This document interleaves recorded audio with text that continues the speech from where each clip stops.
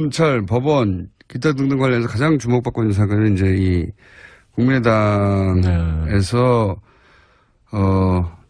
증거를 조작한 이게 이제 전대미문이라고 제가 표현한 이유는 뭐냐면 물론 과거에도 신뢰받을 수 없는 나중에 보니까 많았죠. 네, 많았죠. 이번 선거에서도 많았었고.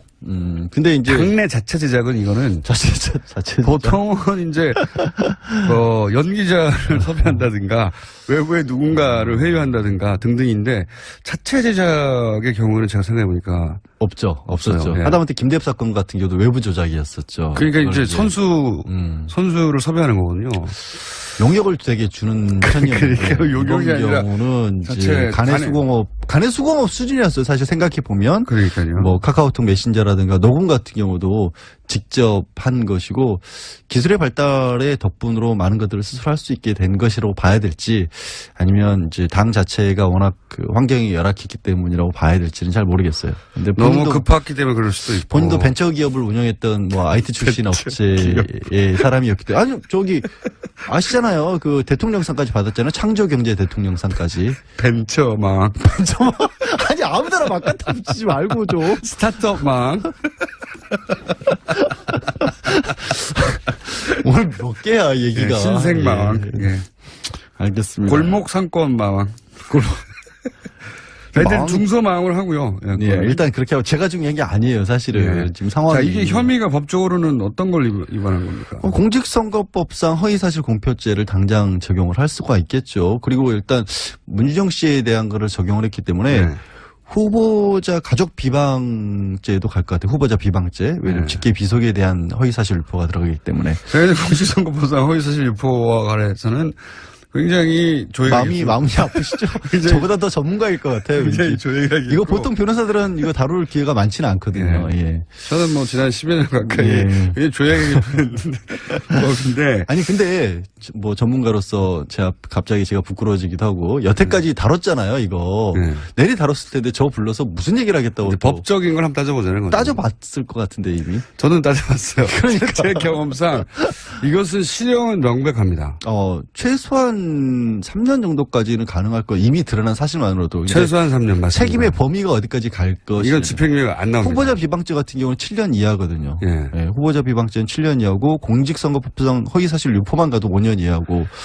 근데 보통 이런 게 이제 벌금형이 나오기도 선거법 같은 경우는 벌금형도 많이 나오고. 근데 집행유예도 죄질이 너무 좋지 않아요. 여러 가지. 집행유예도 많이 나오지만 이것은 근데 이제 그런 경우에 본인이 정말 그걸로 진실을 믿었을 수도 있고 나중에 밝혀진 게 허위라 하더라도 뭐 여러 가지 정상 참작의 경우가 있을 수 있는데 아니 왜 그러냐면 아까 얘기를 했던 정말 어이없게도 얘기했던 게 뭐 간의 수고이나 자체 제작이나 이런 얘기를 했던 이유가 보통은 밖에서 들어온 얘기, 찌라시로 어디 떠도는 얘기 이런 것들을 그냥 정말 사실인 것처럼 우리로서는 어쩔 수밖에 없었다. 믿을 수밖에 없는 정황이 있었다. 라는 식으로 핑계를 대가면서 얘기를 했다가 법정에 서게 되는 경우에 그때 이제 그런 사정을 참작을 해서 집행유예나 벌금형으로 끝나는데 그렇죠. 이거는 아니잖아요. 명백한 허위임을 알면서도 심한 고의죠. 고의로 따지면. 아니, 법적으로 없는 용어입니다. 심한 고의는. 아니, 이제 이 말씀은. 많이 고의. 이 말씀을 드려야 될 것 같아요. 몹시 고의. 이게 앞으로 따져볼 분야가 이현미 씨 본인은 정말 몹시 고의가 맞아요. 근데 우리가 고의라는 게 이제 미필적 고의라는 부분도 있지 않습니까? 분명히 사람이, 이런 일을 벌이게 됐었을 경우에는 사람이 죽을 수도 있겠다. 하지만 어쩔 수 없다. 그냥 뭐 죽으라고 해. 이러면서 했었을 때 미필적 고의라고 하잖아요. 그리고 혹시라도 설마 그럴 리가 없어라고 생각을 했는데 그게 사고로 이어졌을 때는 과실 수준인 거고. 그래서 형사처벌을 가게 될 경우에는 이게 혹시 가짜일 수도 있겠지만 지금 상황에서는 어쩔 수 없다는 생각을 가지고 안 그러면 내 생명이 위험해. 그렇죠. 그런 정도가 되면 정말로 정서 참작을 합니다. 그 조작을 적극적으로 하지 않았더라도 여전히 형사처벌 받을 가능성이 있는데 이은미 씨 이외에 나머지 사람들에 대해서 관련된 사람들도 지금 보면 미필적 고의는 있었던 게 아니냐는 수준까지 지금 올라가고 있거든요. 여러 가지 정황상. 왜냐하면 이은미 씨가 본인이 만들어낸 다음에 어제 일부 언론에서 이미 이제 그 이용주 당시 공명선거 추진 단장이 이은미 씨와 이준서 최고위원과 주고받은 카카오톡 내용들을 공개를 했어요. 그 공개한 내용에 봐도 언론에 공표하고 난 다음부터 바로 이유미 씨가 이제 더 이상 이거 가지고 떠들면 안 되는 게 아니냐. 네. 그만했으면 좋겠다는 그 사실대로 말해야 되는 거 아니냐 이런 얘기 나와요. 그런 얘기도 나온단 말이에요. 네. 그러면 뭔가 알았거나 아니면 네. 최소한 이게 문제가 있다는 걸 알면서도 국민의당에서 지속적으로 이 부분을 유지를 했단 말이에요. 적어도 이준서 이제 저는 물론 오프닝에서도 얘기했는데 오늘 브리핑할 때 다른 사건하고는 다르게 보통은 카톡의 신뢰성을 많이 주는데 둘만의 대화니까. 그런데 이번에는 그런 일이 직후에 바로 고소고발이 있었기 때문에 자신들의 카톡이 나중에 법정의 증거물로 채택될 수도 있다는 사실을 안 상태에서 카톡을 했단 말이죠. 그렇죠. 그렇기 때문에 그 카톡도 전적으로 신뢰할 수는 없다. 아니 그런 전적으로 신뢰할 수 없는데도 그 내용에서도 그런 정도가 나온다라면 네. 그리고 이제 특히 고소고발 이후에 지금의 상황에서 어떤 메시지, 그러니까 검찰이 수사가 들어간 이후에는 어떤 메시지를 주고받았는지는 아직도 공개를 안 했어요. 네. 국민의당 측에서도. 그러면 그 상황 대비를 어떻게 했냐가 좀 궁금할 수밖에 없잖아요. 왜냐하면 이유미 씨가 언론에 보낸 메시지에서 왜 당이 나에게만 책임을 물으려 하느냐라는 식의 메시지를 보냈고 그러면 그 사실이 알려진 뒤에 국민의당 측에서 뭔가 주고받은 내용도 있을 거 아니에요. 물론 있겠죠. 네, 그 내용은 모르고 있는 거예요. 지금 현재까지로는 어쨌든 이유미 씨와 이준서 씨가 둘 중에 한 사람은 사실대로 말하지 않고 있다. 그렇죠. 라고 보는 건데 이럴 경우에 이제 추론법이라는 게 이런 거거든요. 둘 중에 거짓말을 해서 얻는 이익이 누가 더 크냐.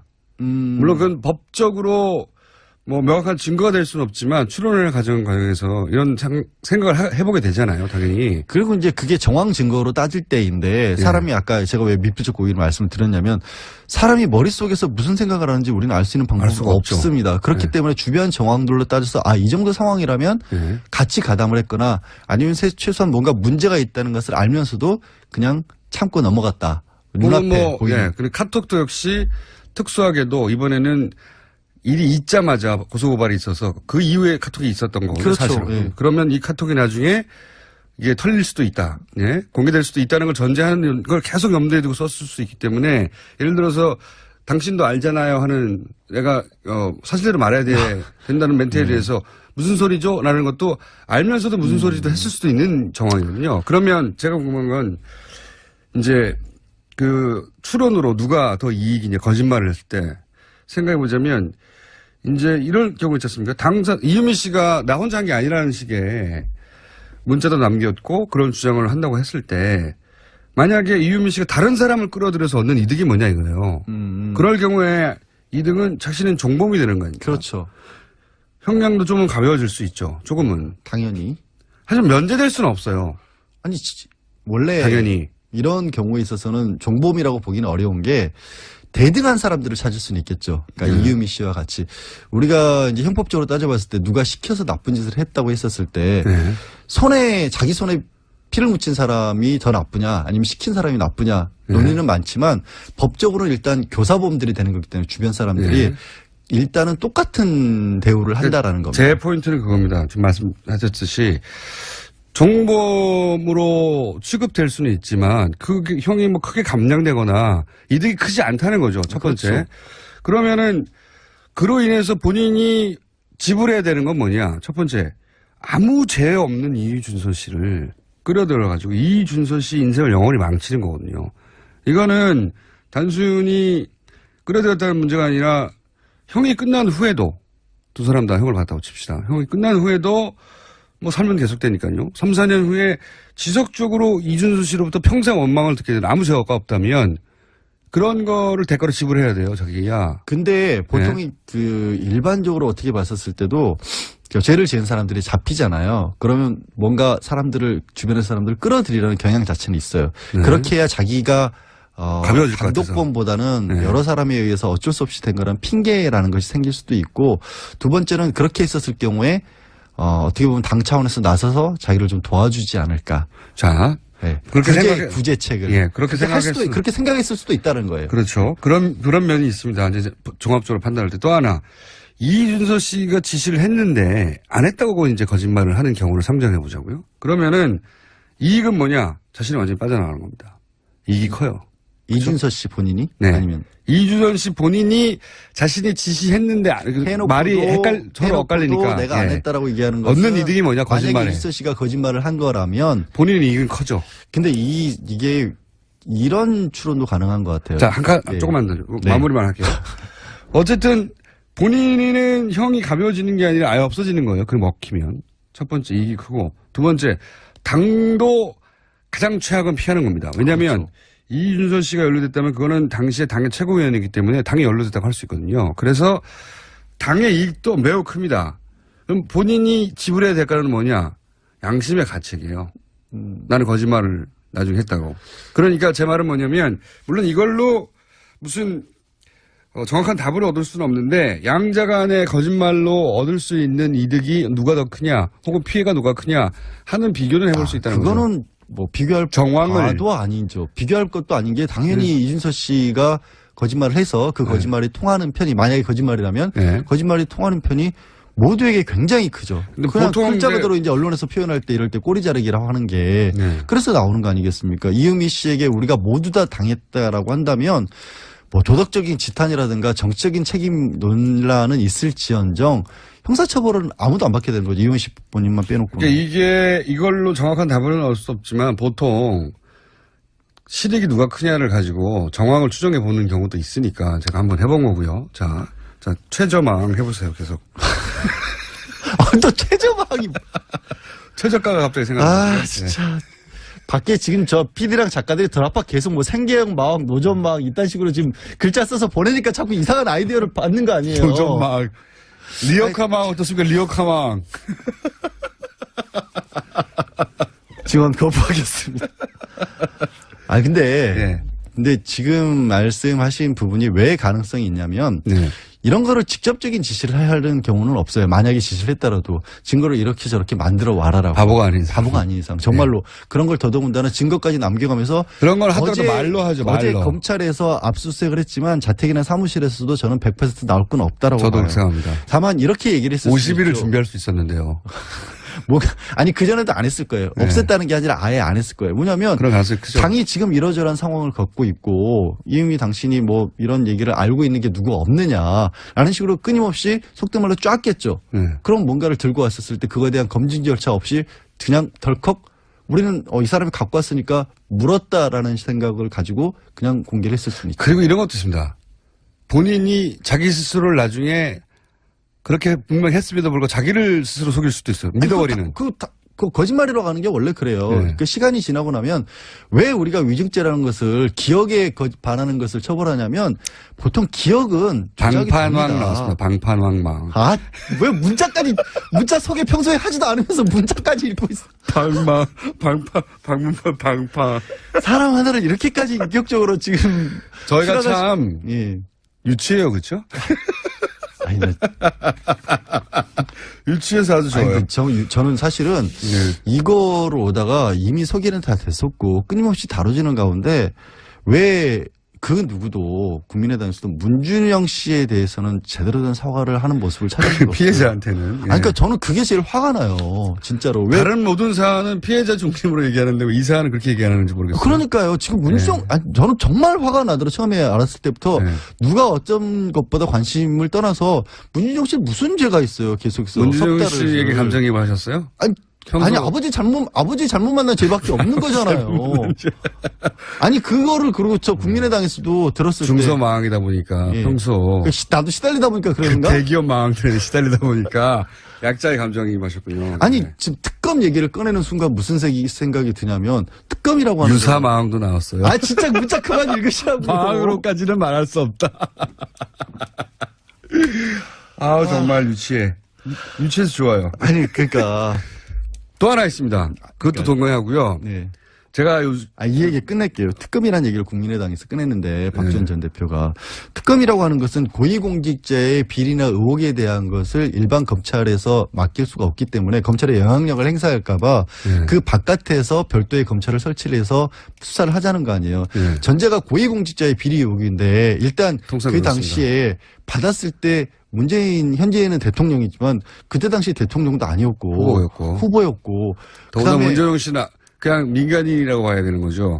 특혜를 받았을 즈음에는 그래요. 민정수석이었을까요? 민정수석이었기 때문에 특혜를 받았다고 치면 과연 그때 당시에 알잖아요. 그러니까 박지원 전 대표도 그러니까 제가 서운한 건 뭐냐면 우리도 정치인들도 주변 사람들께 평판이라는 게 있지 않습니까? 서로 자기네들끼리는 다 안단 말이에요. 솔직히 우리도 뒷담화라고 하는 얘기들이 있잖아요. 그리고 그런 일이 벌어질 만한 상황인지 아닌지를 뻔히 알 만한 사람들이 국민의당 내부는 있었을 거예요. 그러면서도 불구하고 문희정 씨에 대해서 그렇게 집요하게 물고 넘어졌고 그런 일이 이어지다가 마지막에는 결국에는 찾다가 어떻게 보면 강요 내지는 밑에 사람들로서는 뭐라도 한 건 해야 될 만한 분위기가 만들어졌으니까 이유미 씨가 이런 일까지 저지른 게 아니라는 생각을 저는 벗어날 수가 없어요. 그게 너무 화가 나요, 진짜. 자, 그럼 법적인 부분만 예. 정서적 토론을 그만하시고요. 죄송합니다. 감정입이 자꾸 법적인 부분 요거 하나 궁금합니다. 뭐냐면 제가 이제 어제부터 계속 주목하는 부분인데 그 내용 녹취 내용에 보면 이은미 씨가 개인으로 알 수 없는 내용들이 있어요. 예. 수석의 딸, 사회수석의 딸이 또래고 뭐 기타 등등 은행원이고 뭐 등등. 누군가 정보를 줬을 수 있어요. 기본 소스를. 만약에 그렇게 누군가가 기본 소스 혹은 뭐 정보를 주었다.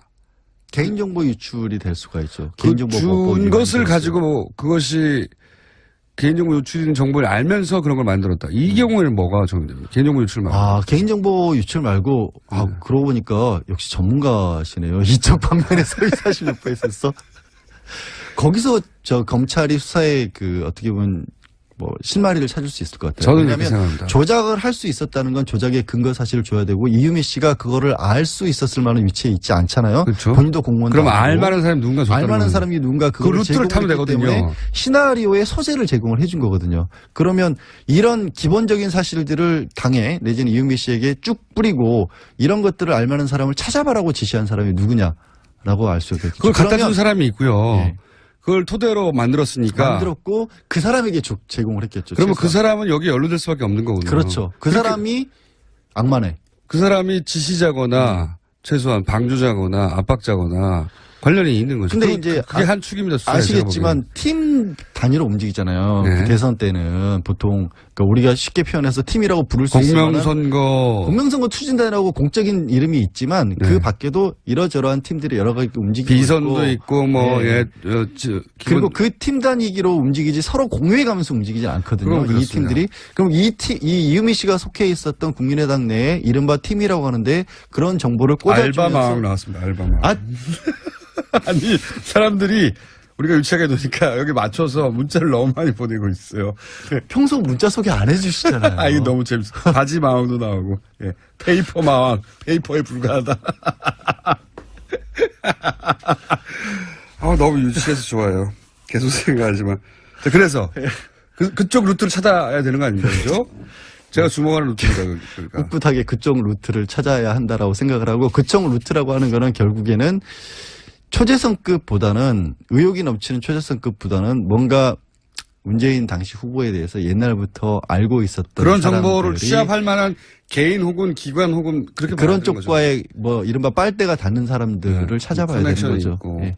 그 커넥션 루트를 확인하는 것이 이 수사의 한 축이 되어야 한다고 저는 어제부터 주장하고 있거든요. 그 얘기 했었어요? 네. 그리고 굳이 저한테 확인을 하면서 저를 그럴 경우에 어떤 법률이 적용될 수 있냐. 이렇게 저를 이렇게 막아들이면서 인격적으로 다시 한번 문지영 씨한테 감정이입이 되잖아요. 그러니까. 문지영 씨 어떻게 할 거냐고. 왜 그 얘기를 안 하냐고 사람들이. 자, 방송이 장난입니까? 라고 문자도 화나신 분이 화나신 건지 아니면 좋아서 보내신 건지 모르겠는데 저희가 이렇게 방송을 하고 있습니다. 원래부터 저는 연루됐을 뿐입니다. 정말로. 연루됐을 뿐입니다. 억울하게 엮였습니다. 오늘 나온 것 중에 이제 중소마왕을 넘어가는 건 없어요. 지금 그렇다고 해서. 무슨 얘기 할 것도 없었어요. 사실은. 자, 이게 만에 하나 지금 국민의당은 전면적으로 부인하고 있고 당연히 그리고 그렇지 않을 가능성도 상당히 높아 보이긴 하나 현역 의원이 일부라도 연루됐다면 어떡합니까? 어떻게 됩니까? 당선 무효형이 나올 가능성이 굉장히 높아지는 거죠. 엄청나게 높아지죠. 공직선거법상 100만 원 이상이면 본인이 몰랐다고 하면요. 본인이 몰랐다는 게 무슨 말씀이에요? 제 말은 뭐냐면 누군가 연루됐는데 본인이 그걸 가지고 기자회견을 하거나 주장을 하거나 왜냐면 30여 차례나 있어요. 그러니까 그게 아까 내내 설명을 드린 게 그거예요. 네. 몰랐다고 할 경우에. 몰랐다고 하는 거는 당연히 몰랐다고 하겠지만 정황상 이 사람이 최소한 뭔가 문제가 있다라는 것을 인지를 하면서도 조금이라도 인지를 하면서도 지금 상황이니까 어쩔 수 없다. 나도 해야 된다. 그러니까 저 사람을 떨어뜨리기 위해서라면 떨어뜨리기 위해서 공격하기 위해서라면 이 사실을 쓸 수밖에 없다라고 판단을 내렸다라는 정황이 나오면 이 사람은 미필적 고의가 될 수 있다는 거죠. 그러니까 조작 사실과 네. 허위 사실을 유포한다는 것은 다릅니다. 네. 그렇기 때문에 이게 조작된 걸 몰랐다고 할지라도 허위일 가능성을 충분히 알면서도 유포에 적극적으로 가담을 했다라면 그 사람도 처벌 가능성이 있다라는 거죠. 그렇군요. 그렇기 때문에 이용주 단장이 본인도 이게 3년까지 처벌받을 수 있는 건데 내가 얼마나 철저하게 검증을 했겠느냐라는 얘기를 끊임없이 언론에 하는 겁니다. 하지만 철저하게 검증했다고 할 만한 정황이 너무 없어요. 카톡도 안 들어봤다라는 거잖아요. 본인도 단장이면서도. 그러니까 본인은 지방에 있으니까 못 들어보셨다라는 거죠. 그건 그 이유는 말이 안 되고요. 그렇죠. 너무 바빠서란 모르겠는데 지방은 말이 안 되고요. 카카오톡으로 받아보면 되니까. 카카오톡 어차피 그 원래 파일도 카카오톡으로 받은 거였어요. 지방은 말이 안 되고 너무 바빴다는 거는 이제 그건 이해할 수 있죠. 그건 이해할 수 있는 이유인데 지방은 말이 안 되는 것 같고 그리고 본인이 그러면 한 번도 안 들어보고 했다는 거니까 발표 이후에 네. 그날 처음 들어보셨다는 거죠. 그러니까 본인이 기본적으로 검찰이고 그렇기 때문에 검찰이 어디를 파고들지 아니까 거기에 최적화된 답변을 아직 지금은 하고 있다고 봐야 되겠죠. 근데 네. 제가 봤을 때는 그 검찰 출신, 언론 출신들이 많이 계세요. 그 공명선거 추진단에도. 그런 분들도 일부러 안 들어본 것 같아요. 이게 들어봤으면 뭔가 의심을 할 수밖에 없어요. 짧은 건데 일부러 안 들어봤다는 것도 저는 납득이 안 갑니다. 그것도 안 들어요. 그게 2시간 반도 아니고요. 몇 분짜리인데 그거를 굳이 일부러 끝까지 나는 안 들을 테야. 이거는 굉장히 강한 의지가 필요합니다. 저는 그거는. 아니, 들어보면 뭔가 이상하다는 거를 나중에 반론하기 어려워질 수도 있으니까. 그렇지 않고서 어떻게 이런 일이 벌어지는지 이해가 안 간다는 측면에서 제가 말씀드린 거예요. 알겠습니다. 자, 중소망. 저 보내주세요, 이제. 양치열 변호사. 보내주세요. 땜빵마왕이란 말도 나오고요. 얌마왕 나오는데, 얌마왕. 합니다.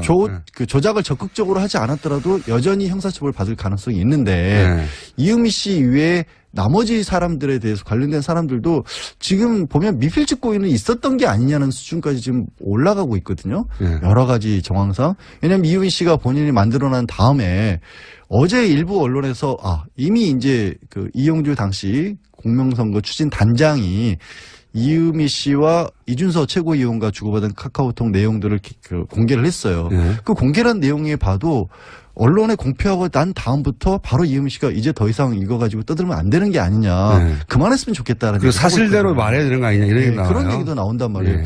그러면 뭔가 알았거나 아니면 네. 최소한 이게 문제가 있다는 걸 알면서도 국민의당에서 지속적으로 이 부분을 유지를 했단 말이에요. 적어도 이준서 이제 저는 물론 오프닝에서도 얘기했는데 오늘 브리핑할 때 다른 사건하고는 다르게 보통은 카톡의 신뢰성을 많이 주는데 둘만의 대화니까. 그런데 이번에는 그런 일이 직후에 바로 고소고발이 있었기 때문에 자신들의 카톡이 나중에 법정의 증거물로 채택될 수도 있다는 사실을 안 상태에서 카톡을 했단 말이죠. 그렇죠. 그렇기 때문에 그 카톡도 전적으로 신뢰할 수는 없다. 아니 전적으로 신뢰할 수 없는데도 그 내용에서도 그런 정도가 나온다라면 네. 그리고 이제 특히 고소고발 이후에 지금의 사회 얘기가 네, 신생마왕. 예. 예.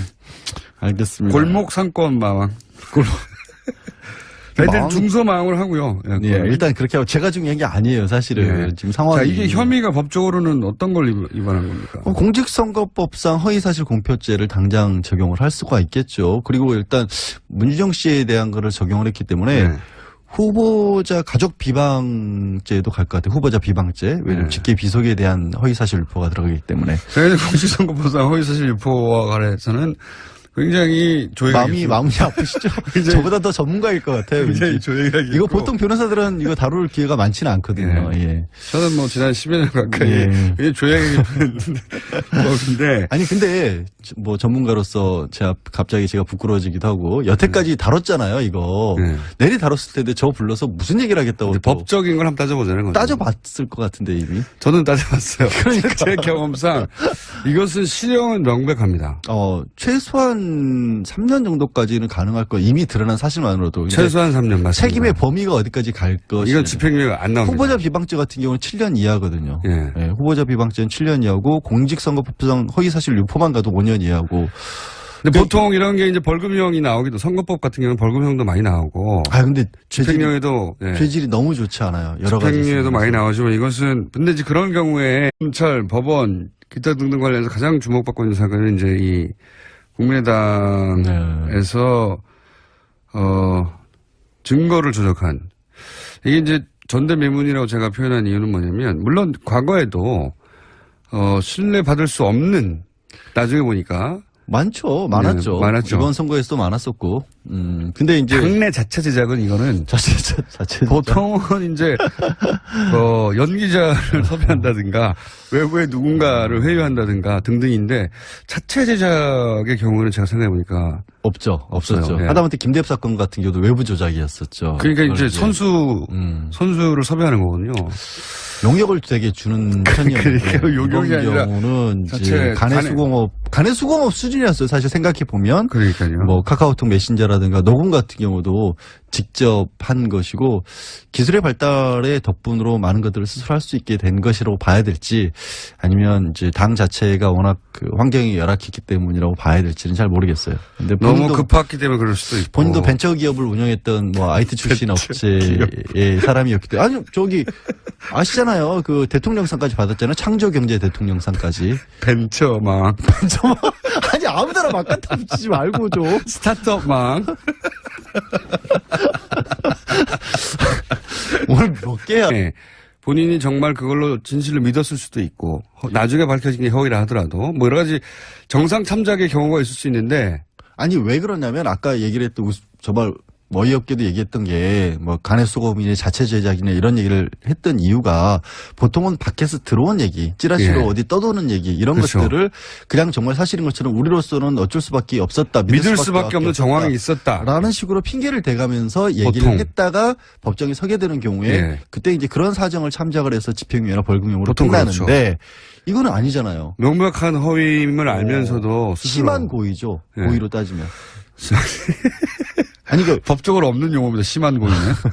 아니, 이제 이 말씀은. 많이 고의. 이 말씀은 드려야 될 것 같아요. 몹시 고의. 이게 앞으로 따져볼 분야가 이현미 씨 본인은 정말 몹시 고의가 맞아요. 근데 우리가 고의라는 게 이제 미필적 고의라는 부분도 있지 않습니까? 분명히 사람이, 이런 일을 벌이게 됐었을 경우에는 사람이 죽을 수도 있겠다. 하지만 어쩔 수 없다. 그냥 뭐 죽으라고 해. 이러면서 했었을 때 미필적 고의라고 하잖아요. 그리고 혹시라도 설마 그럴 리가 없어라고 생각을 했는데 그게 사고로 이어졌을 때는 과실 수준인 거고. 그래서 형사처벌을 가게 될 경우에는 이게 혹시 가짜일 수도 있겠지만 지금 상황에서는 어쩔 수 없다는 생각을 가지고 안 그러면 내 생명이 위험해. 그렇죠. 그런 정도가 되면 정말로 정서 참작 상황에서 어떤 메시지, 그러니까 검찰이 수사가 들어간 이후에는 어떤 메시지를 주고받았니는 아직도 공개를 안 했어요. 국민의당 측에서도. 그러면 그 상황 대비를 어떻게 했냐가 좀 궁금할 수밖에 없잖아요. 왜냐하면 이유미 씨가 언론에 보낸 메시지에서 왜 당이 나에게만 책임을 물으려 하느냐라는 식의 메시지를 보냈고 그러면 그 사실이 알려진 뒤에 국민의당 측에서 뭔가 주고받은 내용도 있을 거 아니에요. 물론 있겠죠. 그 내용은 모르고 있는 거예요. 지금 현재까지로는 어쨌든 이유미 씨와 이준서 씨가 둘 중에 한 사람은 사실대로 말하지 않고 있다. 그렇죠. 라고 보는 건데 이럴 경우에 이제 추론법이라는 게 이런 거거든요.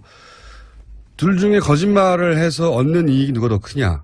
물론 그건 법적으로 뭐 명확한 증거가 될 수는 없지만 추론을 가져간 과정에서 이런 생각을 해보게 되잖아요, 당연히. 그리고 이제 그게 정황 증거로 따질 때인데 사람이 아까 제가 왜 미필적 고의를 말씀을 드렸냐면 사람이 머릿속에서 무슨 생각을 하는지 우리는 알 수 있는 방법은 없습니다. 그렇기 때문에 주변 정황들로 따져서 이 정도 상황이라면 같이 가담을 했거나 아니면 최소한 뭔가 문제가 있다는 것을 알면서도 그냥 참고 넘어갔다. 눈앞에 보이는. 그리고 카톡도 역시 특수하게도 이번에는 일이 있자마자 고소고발이 있어서 그 이후에 카톡이 있었던 거거든요. 그렇죠. 사실은. 그러면 이 카톡이 나중에 이게 털릴 수도 있다. 공개될 수도 있다는 걸 전제하는 걸 계속 염두에 두고 썼을 수 있기 때문에